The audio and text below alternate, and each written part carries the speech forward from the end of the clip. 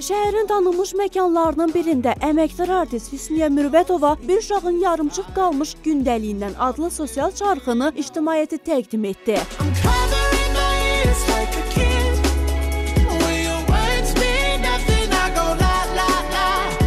Hazırlanmış sosial çarx abort əleyhinə nəzərdə tutulduğundan layihənin rəhbəri və ideya müəllifi Hüsniyə xanım sosial çarxı bir uşağın yarımçıq qalmış gündəliyindən adlandırdığını bildirdi. Yəni mənim ağrıdan bir mövzuya toxundum. Yəni düşünürəm ki, ən azından heç olmazsa 1% qadınımızı bu yoldan saxlaya bilərəmsə, özümü çox xoşbəxt hissediyorum. Başqa heç bir şey istəmirəm. Bir qız olacağım. Yazda çiçəkləri sevəcəm. 19 oktyabr. Biraz böyümüşəm. Amma tərpəməyim mümkün deyil. Anamın hələ xəbəri yoxdur, amma onun qanı ilə qidalanıram. Çünki bu mövzuya heç kəs toxunmayıb və bu mövzu mənə ağrıdan bir mövzudur. Həmişə mən düşünmüşəm bu haqda ki, düzdür, dünyada görürük nələr baş verir, faciələr, ölümlər. Yəni bunu düşünərəkdən də olur, qəzalar da olur.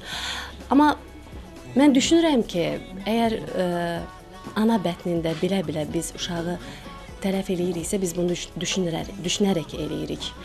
Amma düşünmürük ki, biz günaha batırıq. Çox istəyirəm ki, bu yoldan qadınlarımızı saxlayım. Ana, qoy hələ qollarım böyüsün, gör onda səni necə qucaqlayacağam. Ayaqlarım da formalaşsın, bir yerdə çiçəkli bağçamızda gəzərik. Bəlkə bir yerdə məktəbə də gedərik. Bir xanım kimi mən Hüsniyə xanıma İlk öncə təşəkkür etmək istəyirəm. Çünki həqiqətən də çox ağrılı bir yerimizdə toxundu uşaq tələfatı.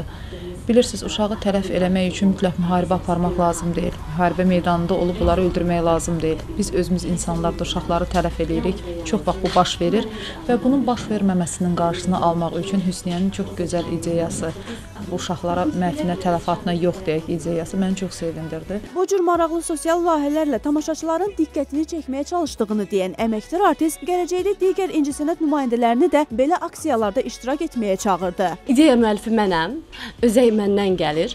Kim mənə qoşulsa, daha geniş şəkildə bunu